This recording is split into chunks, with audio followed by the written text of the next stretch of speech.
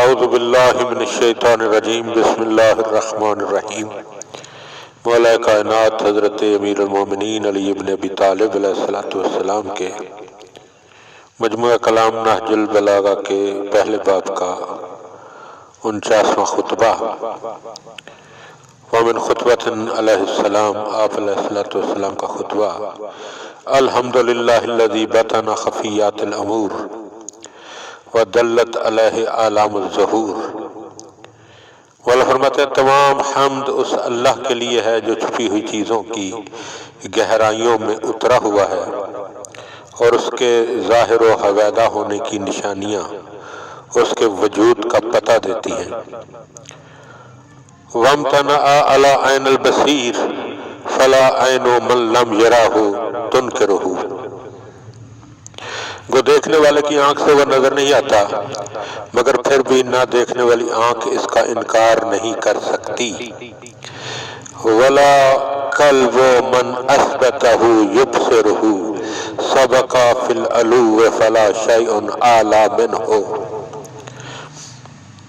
اور جس نے اس کا اقرار کیا اس کا دل اس کی حقیقت کو نہیں پا سکتا، اور وہ اتنا بلند و برتر ہے کہ کوئی چیز اس سے بلند تر نہیں ہو سکتی۔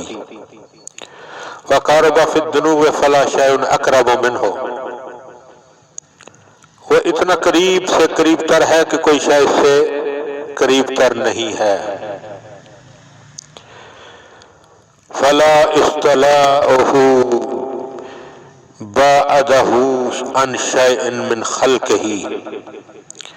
اور نہ اس کے قرب نے، نہ اس کی بلندی نے اسے مخلوقات سے دور کیا ہے۔ وَلَا قُرْبُهُ سَاوَاهُ فِي الْمَكَانِ بِهِ۔ اور نہ اس کے قرب نے اسے دوسروں کی سطح پر لا کر ان کے برابر کر دیا۔ لم یطلع العقول علی تحدید صفته ولم یحجبها عن واجب معرفته۔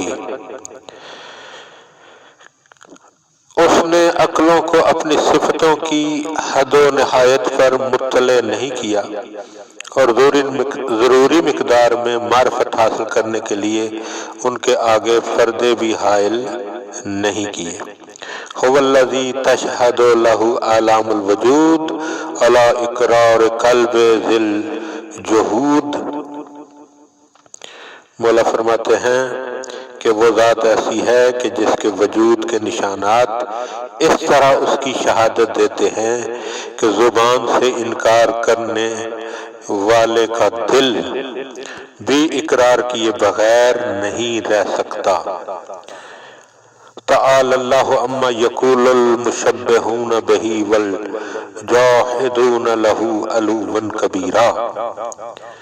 اللہ ان لوگوں کی باتوں سے بہت بلند و برتر ہے جو مخلوقات سے اس کی تشبیہ دیتے ہیں اور اس کے وجود کا انکار کرتے ہیں۔ اللہم صلی علی محمد و آل محمد۔